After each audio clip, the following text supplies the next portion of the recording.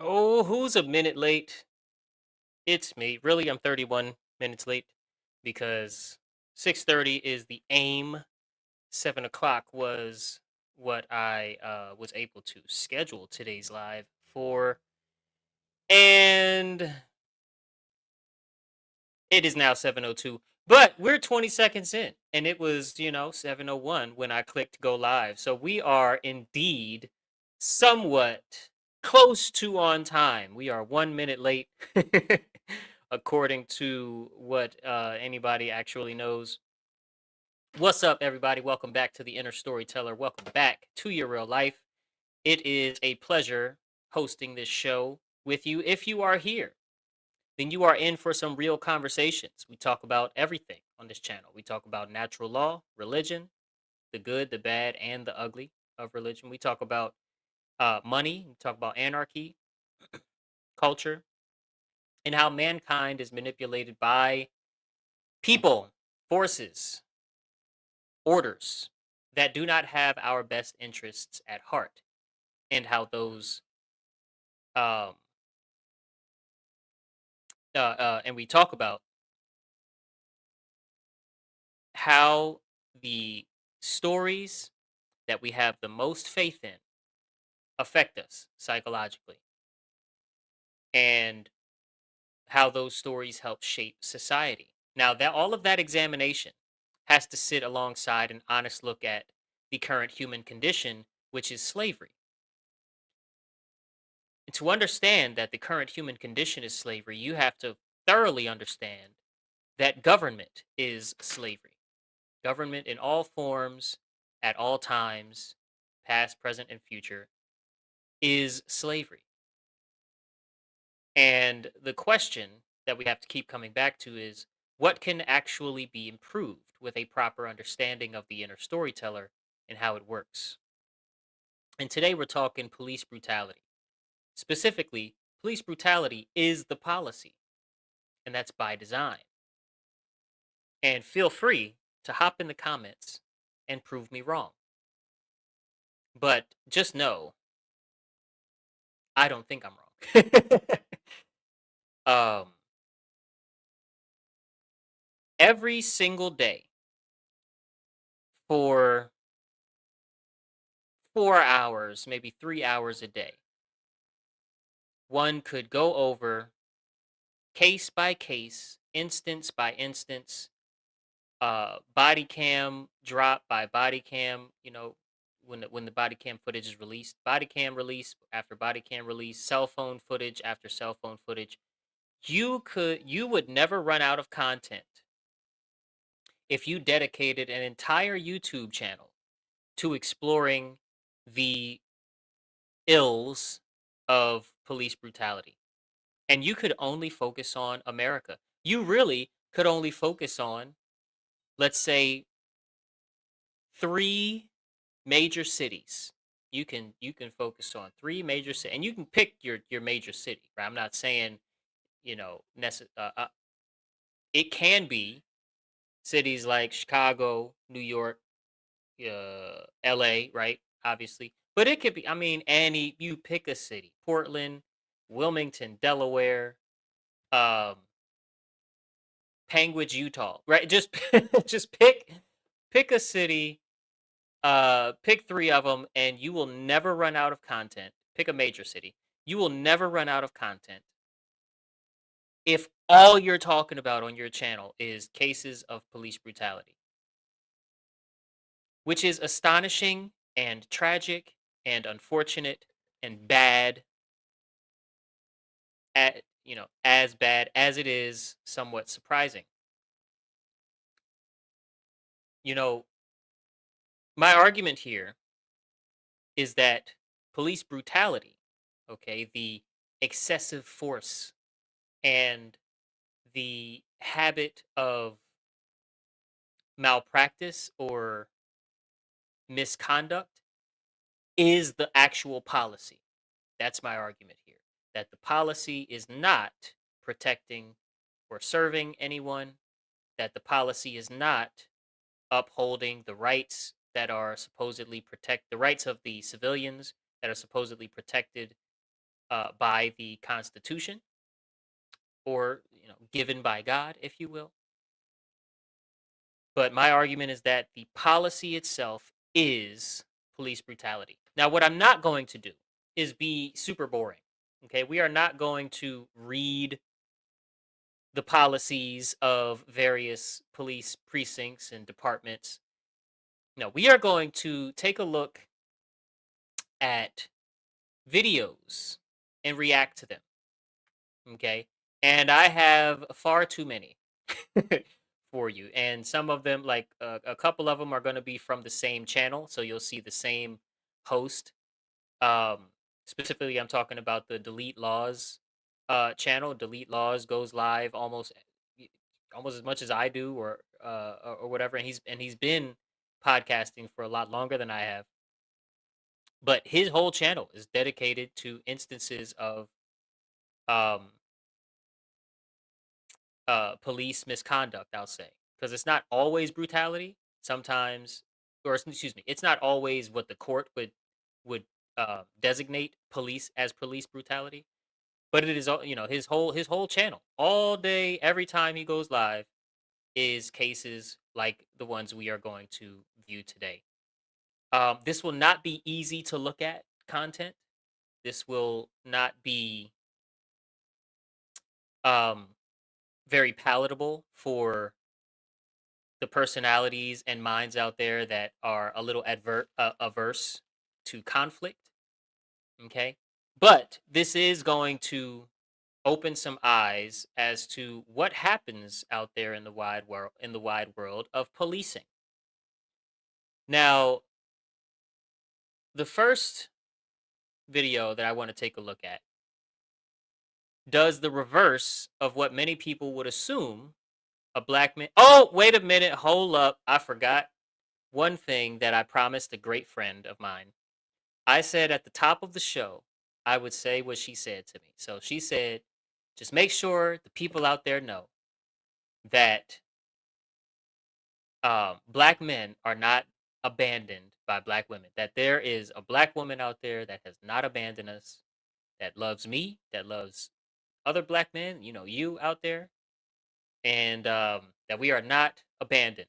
And I said I would say it at the top of the show. So I'm saying it now, 7 minutes and 40 seconds in. We have officially arrived. Okay. Now, this first video that I want to shows someone who, now this video right here is kind of standalone because it's not in direct support of my argument, but it does display what I'm talking about in a very real way, and in a way that you can imagine that there's not a lot of safeguards against this because of the trust factor, right? There's a lot of trust that people will do the right thing, even though the world is essentially worshiping money as a god, that people will have morals and do the right thing before that changes. So this is the first video. Let's just watch it first, and then talk about it in a sec. Excuse me, I'm working. The logs say otherwise. A mother tried calling 3 times. You hung up 3 times. I just didn't feel like working. Stand up right now. I didn't feel like working that day. That was Crenshonda Latrice Williams, 23 years old, 18 months on the job as a 911 dispatcher for Harris County, Texas. And in that moment, Harris County is Houston. Sitting at her console on the 5th floor of the Emergency Communications Center on Travis Street in downtown Houston, she had just admitted to failing a family in the worst way imaginable. Crenshonda Williams was charged April 19th for repeatedly interfering with thousands of 911 emergency calls. Court documents state. How many? Was it tens? Was it dozens? Was it hundreds? No, thousands. Thousands. Keep in mind, she intercepted and performed misconduct for thousands of dispatch calls. that every 911 dispatch call that lasts less than 20 seconds is reviewed. In many instances, Williams hung up while the caller was mid-sentence. Dispatchers are recorded even after a call is disconnected. In one instance, after disconnecting a call, Williams was heard saying, "Ain't nobody got time for this. For real." Williams was sentenced to 10 days in jail following 18 months of probation. Excuse me, I'm working. The mother that called 3 times had a very bad emergency, and I don't know if someone died, but someone was badly like messed up. There may have been death involved. But as you can see, baked into at least this department, if not other departments, one my daughter is like going bananas, very close to the door. I hope you guys can't hear that. If you can, please forgive me. Anyway, but it is very distracting. So I'm going to go and be a dad for like 2 seconds. In the meantime, I'm going to put this video on so that you can see what we're going to talk about next. And I'll just say, as to that other video, we can see that it's possible for misconduct to occur even at the level of you're calling for an emergency. Okay? Thousands of calls. And she would cut people off right before the 20-second mark because she didn't want the call to be reviewed. So she would say to herself, "Well, I don't really feel like working right now." And she'd hang up the phone instead of connecting someone to the right person or whatever for thousands of calls. You know what I'm saying? We don't know how many of those thousands of calls were serious emergencies that she ended up making their situation worse by doing what she ended up doing. But 1 second, I'm going to go ahead and play this video and then turn my camera off for just a second so I can go be a dad, and then I'll be right back.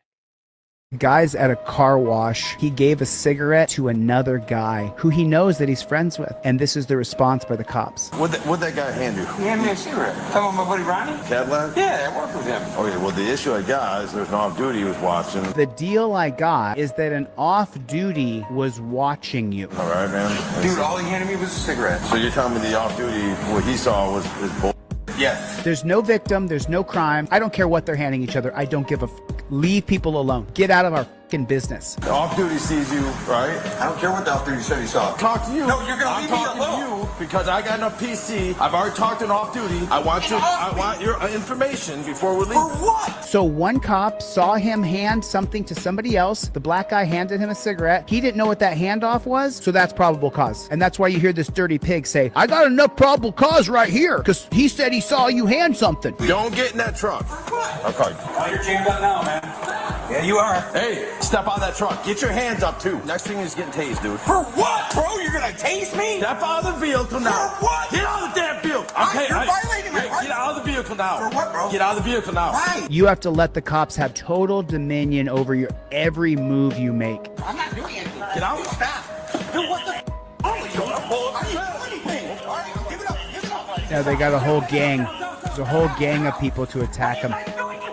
What are they doing? Give it up. Give it up. Give it up. Look at them beating him up. What the f*** are you doing this for? Why are you guys doing this? Online court records from St. Clair County show he was charged with 3 felony counts of assaulting, battering, resisting, obstructing a police officer, He was charged with battering a police officer because he got in his own truck. as well as 1 felony count of possession of meth, ecstasy, all which remain pending. Videos posted to his channel, 3 which run more than an hour, show the cops finding no drugs on him or in his truck, expressing frustration at not finding anything. But after So how, if there's body cam footage that shows, quote, no drugs in the truck, and they are literally searching the truck for an hour, how is he charged with drug charges, the possession charges? How did that come about? Well, obviously,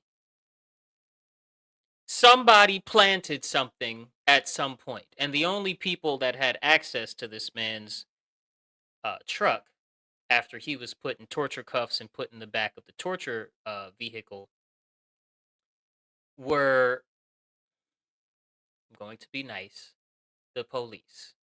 Okay? I want to call them a lot of names, but I'm trying to be nice in 2026. And I'm also trying to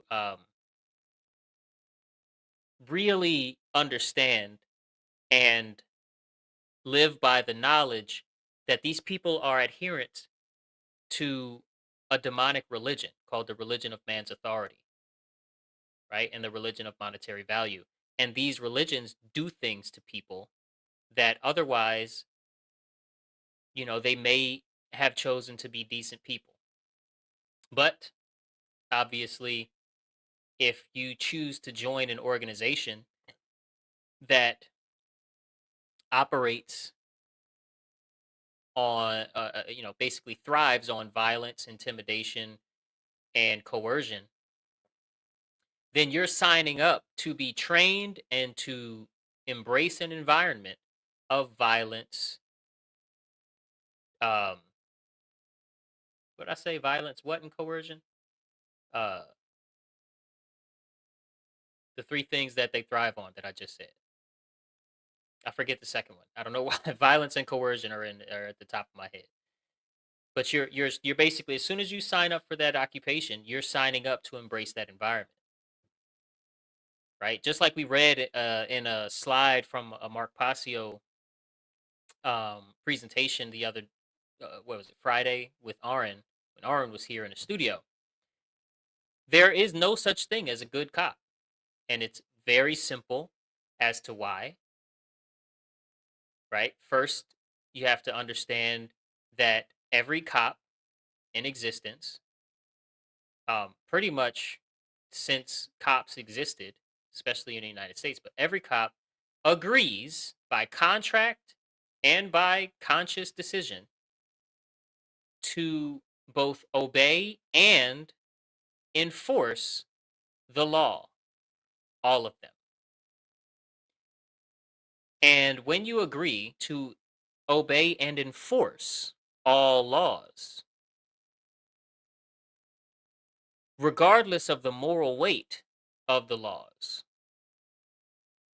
right? If there are laws, we know there are laws on the books that are completely unjust. I mean, just look at mandatory minimum sentencing. Just look at the fact that you're not allowed to have fruit trees, or a city is not, individuals are not allowed to plant and care for fruit trees in the that are public, right? That are in the public, right? You have to have like a permit and a, a defined community garden or whatever to do anything remotely with food. But we can't have cities full of fruit trees where the fruit falls down, right? And some sort of volunteer cleaning apparatus around that practice. No, we have to not only that, we have to make it illegal to have fruit trees in your front lawn. We have to make it illegal to sleep outside. We have to make it illegal to anything natural, right? There are dozens and dozens, if not thousands, of laws that are completely unjust on their face without any legal, mental gymnastics for definitions of words needing to be done for the laws to be understood as unjust on their face.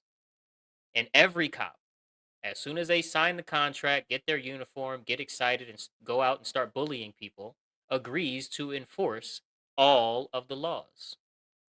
That doesn't mean they memorize them. Obviously, most cops don't know the first thing about the law. But they do agree to enforce all of them. And then the way that they enforce them is they just follow orders from the top down. And that's what gives them, the ones that they memorize and the ones that they look at, like the violations that they look for when they're on patrol, et cetera, come from their training being in the field, as well as their training, their sort of book training or training that goes on at the departments or at training facilities, what have you, weapons training, all of that. So if you agree to embrace an environment of violence and coercion and injustice, if you will.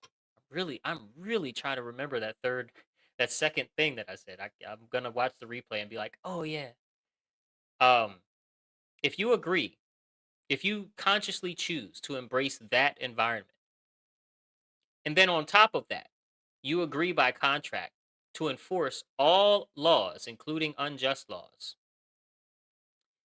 and you enforce those laws with violence and coercion and injustice, you are in a cult and you need to quit that cult. Right? What is a cult? A cult is a group of people that have a shared religious worldview and ideology and philosophy that is dangerous, especially to those who are not its members. That's a cult. Right? The ideas and ideology is dangerous in and of itself, but especially to those who are not its members. The idea that you are going to enforce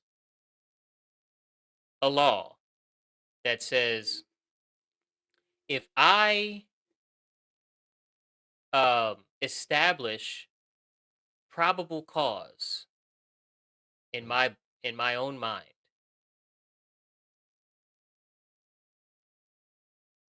for anything, then it is the civilian's obligation, and this is written into codes in various counties and regions of the United States. If I establish probable cause and want to pursue an investigation of some kind, then the civilian that I'm investigating has to give me complete dominion over their body, over their ability to speak, over their ability to contact other people with, their devices, um, their ability to have their hands in front of their body or whatever. I have to have I gain absolute dominion over them for the next however many long hours. Then you are, like I said, if that's one of the laws that you're enforcing, one of the doctrines, if you will, that you're enforcing, and all of your buddies are willing to help you enforce it, right? You see that he gets in the truck, and then the buddy comes up and says, "Oh, you're in a pickle now," and he's like, "Well, for what?" And the other guy comes up and he's like, "Get out the truck." Well, for what? Why? Nobody can offer an explanation that makes any sense. He was handed a cigarette, which is legal. You can give your buddy a cigarette at the car wash. He was not smoking it in the car wash. He had it in his hand when the on-duty cop showed up. Right? And as you saw, the escalation was, well, the issue is that we don't know what that is. So now we have to complete a search. We have to investigate whether you were handed anything else. And he, of course, refuses to hand over any identification, to give consent to search his property or anything like that. And immediately, the on-duty cop, man, it's very difficult not to call them names, but I'm getting better. On-duty cop starts screaming about, well, I have probable cause. I have probable cause. I have probable cause. Don't get in that truck. Don't you get in that truck, right? Don't you get in an enclosed space where I can't come and um, activate my complete dominion over your body easily, because that's going to make me really mad. That's going to make me and my buddies come and pursue you as if you just murdered somebody. Right? He was handed a cigarette. An off-duty officer said he saw something suspicious, and that gave the on-duty officer who came there to run his investigation some sort of probable cause in his head, and he ends up locked up with charges like battery of an officer. When we saw in the video that the only actions he took that may have been considered that were holding his hands close to his own body, when they tried to grab his hand and lift it up so they could put it, behind his back or whatever, that he was holding his hands here and asking, why are you escalating this so far? I haven't done anything. I was handed a cigarette.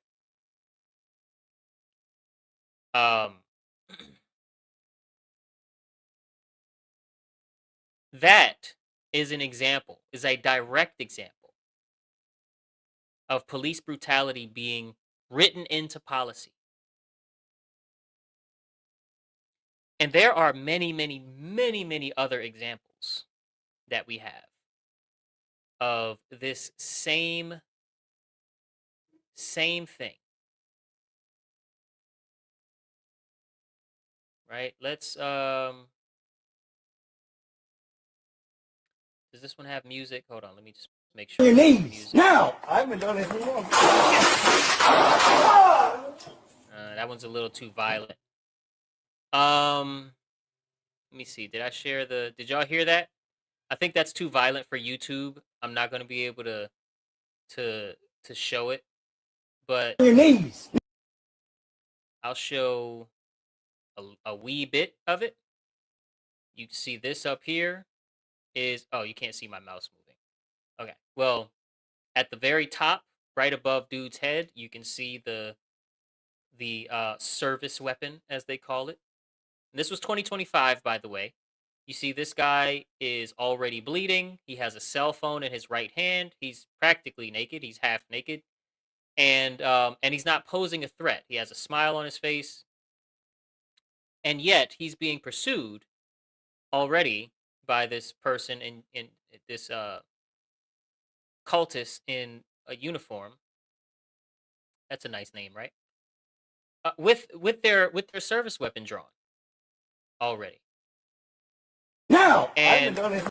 all he did was move. You can see already. Oh, good. You can see my mouse now. That he's already squeezed. Okay, so I can't show any more. I'm gonna have to make my head bigger.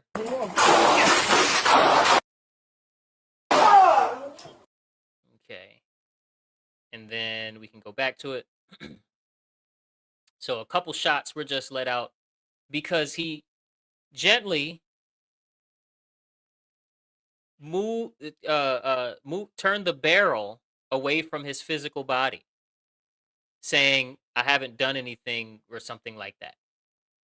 He moved the barrel away from his physical body with a cell phone in his right hand. He's filming himself. He's filming the interaction, altercation, whatever, the contact, as they call it. And he has nothing in his left hand, and he's half naked with, you can see nothing in his waistband. He's bleeding already, and he's filming, and he was smiling at the cop. And this was the result. He moved the barrel away from pointing directly at his body, and was Shots fired. Shots fired. and was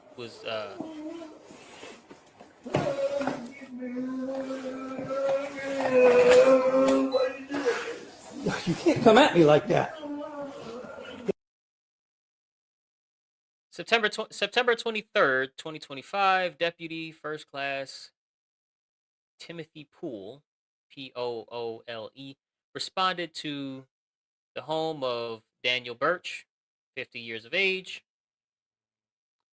The department had been called to the area several times that day regarding um, Birch and acts of criminal mischief, as well as a physical altercation, reported assault against his neighbor. This footage comes from Timothy Poole's body cam during the interaction. Birch, seen here shirtless with nothing in his hand save a cell phone, with which he was apparently recording the interaction, is for some reason ordered to his knees by Deputy Poole. Note that Birch is already bleeding, possibly from the altercation with his neighbor. While we don't have evidence of what led to this moment, Poole's weapon was already drawn in the body cam footage, a circumstance that is hard to justify against an unarmed filming suspect. Poole closes in on Birch, threatening him with the weapon. Birch maintains his innocence and swats the officer's gun in an attempt to redirect it. And I wouldn't even use the word swat. Right? Oh, well, hopefully y'all heard it. He's on the floor. Here, I'll bring it back up. He's on the floor asking why did you do that? Stand up so I can help you. Stand up so I can help you. This guy just let off 4 shots into this man's body in the front. Of course, his nerves, hormones, brain, everything in him is screaming, I need to be in the fetal position right now. Because he just got shot 3 or 4 times in the front of his body. And the cop is like, oh, come on, get up. Get up so I can help you. Why you do that to me? Right? And he's delirious because he's dying. His voice might sound a little... Sit up on your knee. Oh, almost saw the shots. Can't show the shots on YouTube.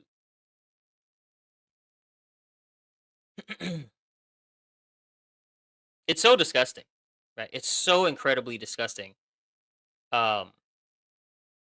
These people in this cult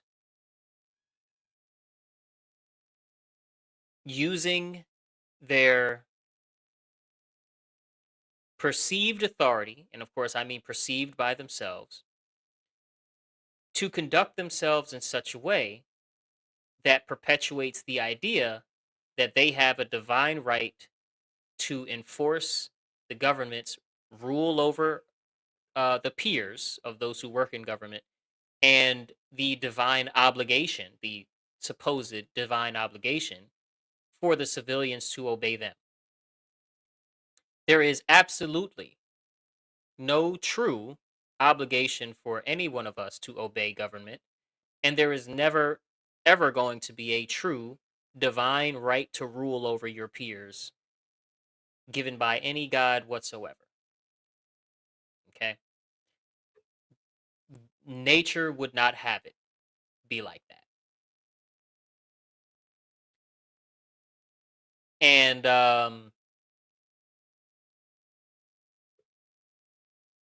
well, like I said in the opening, government is slavery. When you understand that government is slavery, you can more readily understand why policy works the way that it does. Okay? You can understand why the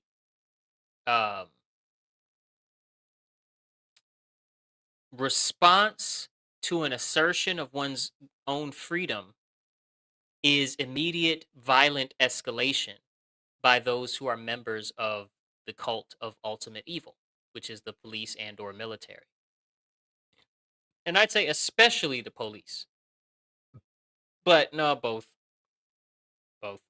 I don't put in especially, actually. I take it back.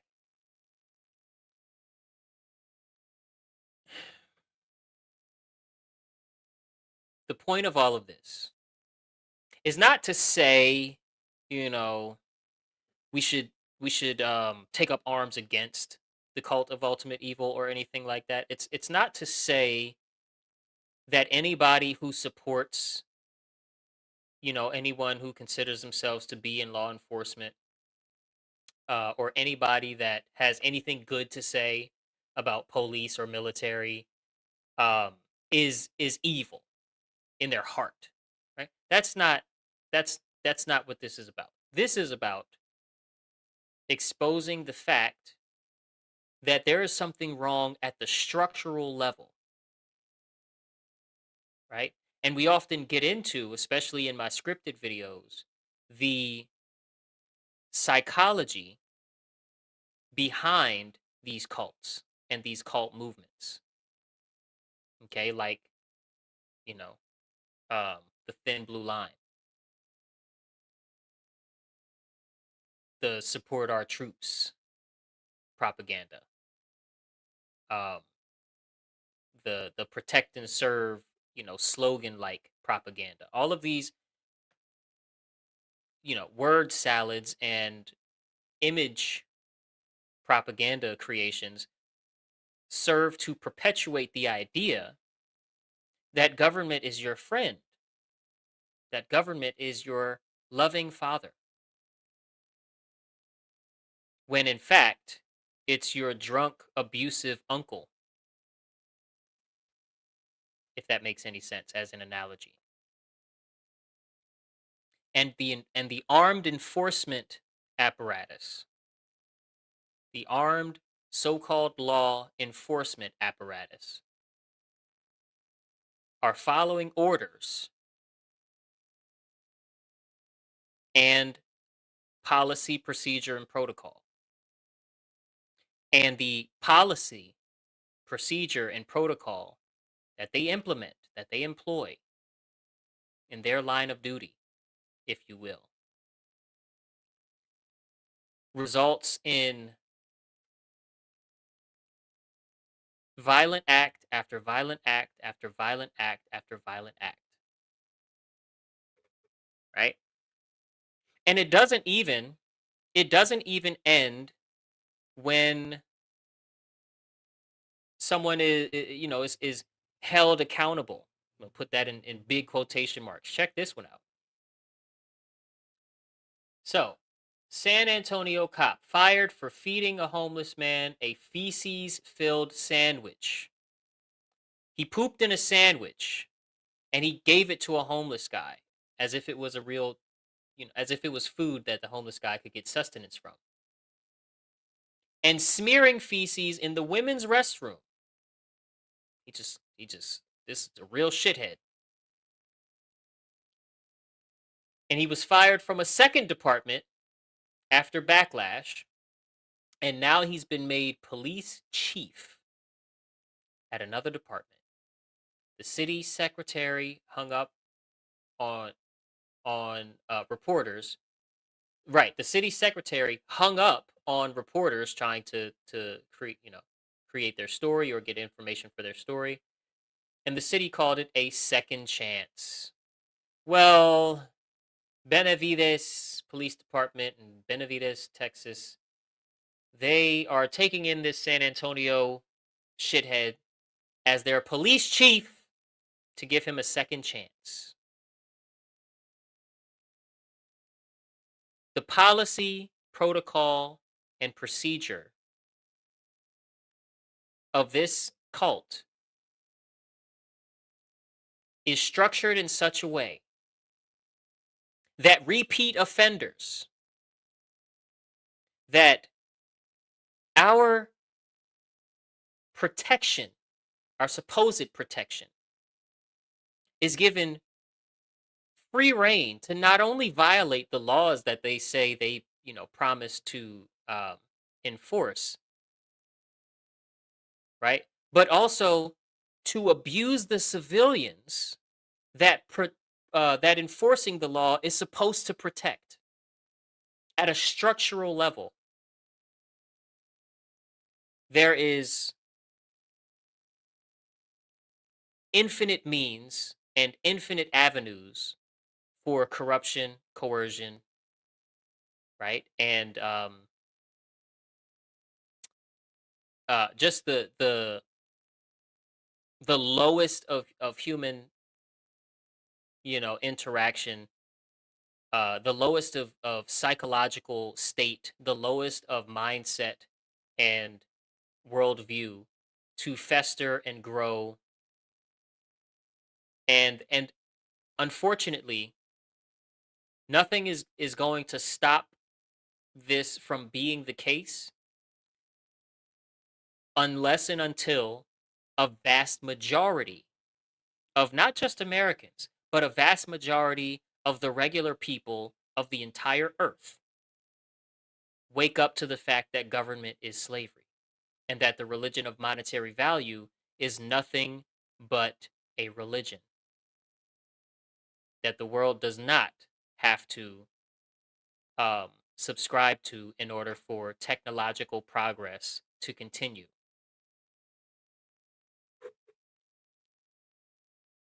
With all that being said, you already know the question that we have to come back to on this channel is always some form of what stories are you willing to live?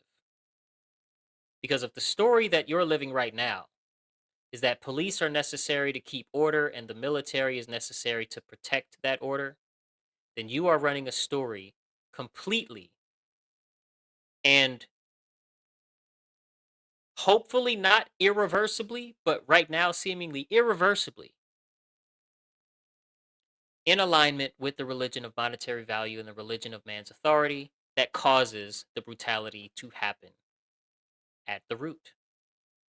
So what story are you willing to live? Are you willing to live a story of helping people wake up to the truth, or are you willing to live a story that basically says, well, until it's at my front door, I have nothing to say, because if I say anything, then that's going to bring them to my front door immediately. You decide. I have no judgment either way. Let me know in the comments. Try to prove me wrong. and I'll see you guys tomorrow with Sarah Cross, who will be in the building. You know what I'm saying? I will see you guys tomorrow in the next episode. Peace, love, always, in all.